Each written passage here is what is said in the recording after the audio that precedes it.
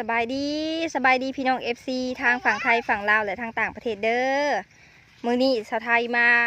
ขุดจิหล่ออีกแล้วพี่น้องเด้เอาคนน้อยมานำ มาขุดอยู่แถวนาคือเก่ามื้อนี้กับบรรยากาศดีอีกแล้วพี่น้องบ่ได้แดดเลยมีแต่ว่าฝนสิตกนั่นแหละนี่ประมาณ2-3 มื้อแล้วชาวไทยบริมานาแล้วมีควายจิหล่อหลายคือเก่าพี่น้องเอ้ย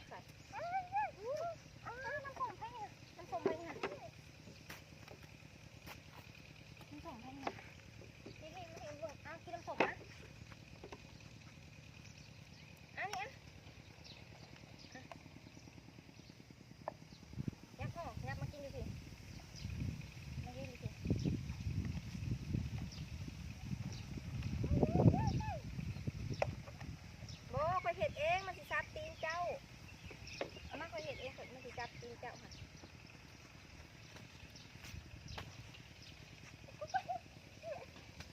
ยับออกมันสิจับตีนลูกค่ะจะถ่าจับเอาไปกินหล่อเด้อยับออกจ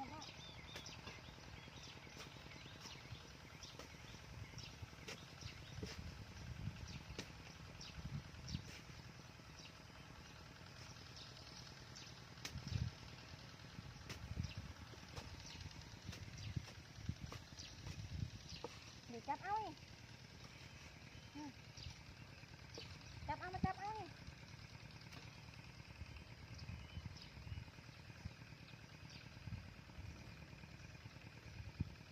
เอาใส่ถุงถือไปใส่ถุงจับเอา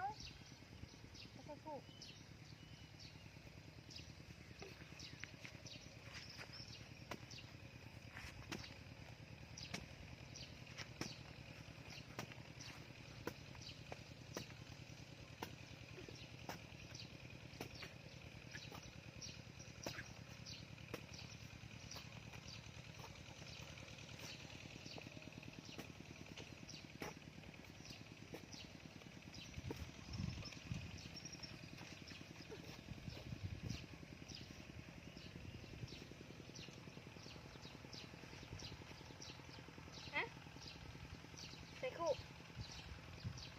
ใส่ถุง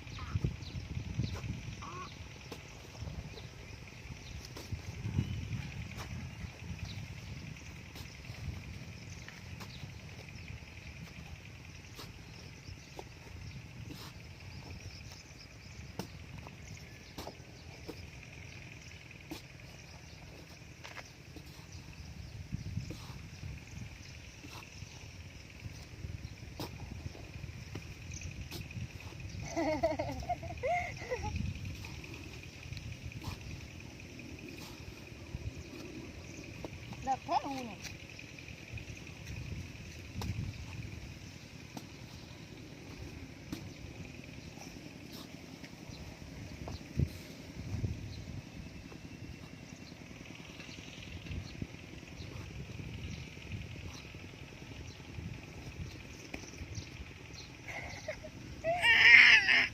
ใส่จะดึกกินใส่จะดึกกินใส่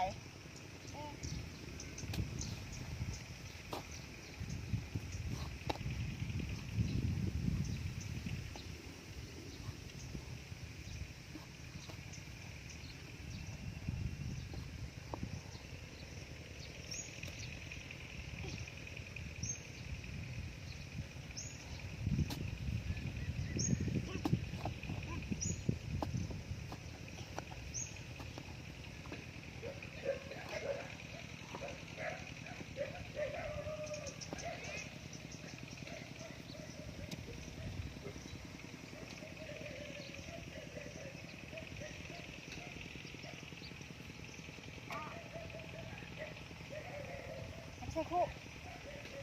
ใส่คู่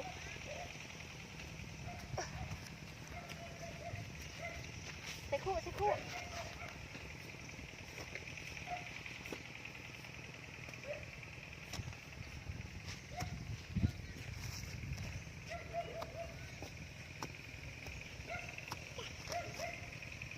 โดนเถื่อสิได้ออกมาหน้าเพิ่นก็ลิ้นแทลินว่าพี่น้องเอ้ยเบิ่งในกว่าความดื้อ เอาขี้หินเอาขี้ดินไปโยนลงหลุมคนหากระ2 ปีหูจักความเบิดคูอย่างเว่ายังก็ฟังอยู่แต่บ่เหตุตามฟังซื่อๆ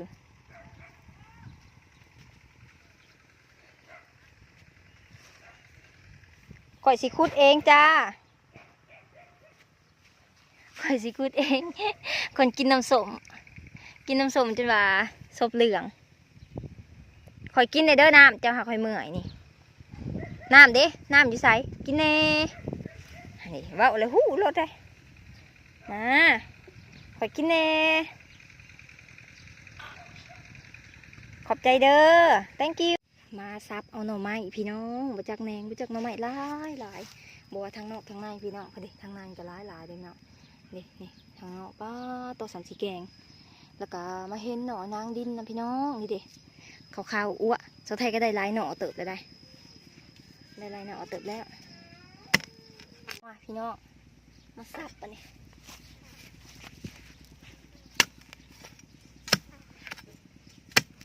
จักคาพี่สองบุ